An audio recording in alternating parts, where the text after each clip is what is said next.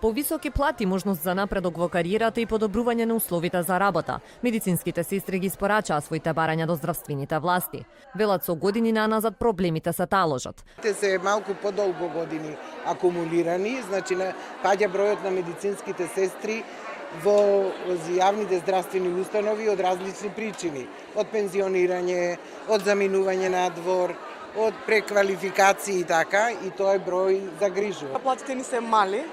Би требало и тука да се направи нешто за зголемување и да се цени трудот на сестрите. Ваквите состојби ги тераат сестрите работа да бараат надвор од земјава. Алармантен е одливот на медицински кадар, велат од Сдруженијето.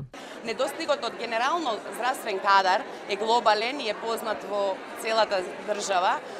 Во последно време се повеќе се одлева здравствен кадар, здравствени работници од нашата земја. Опрема не ни недостасува многу, можеби некој мал дел, добивме голема донација. Само да се доекипираме и да имаме поголем успех. Министерот Филипче ветува дека платата и натаму ќе се накачува, а најавува и нови вработувања.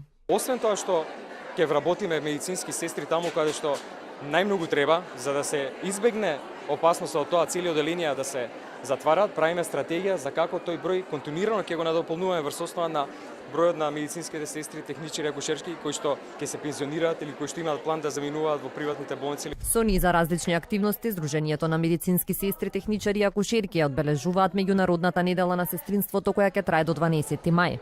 Инаку во земјава има околу 7000 медицински сестри.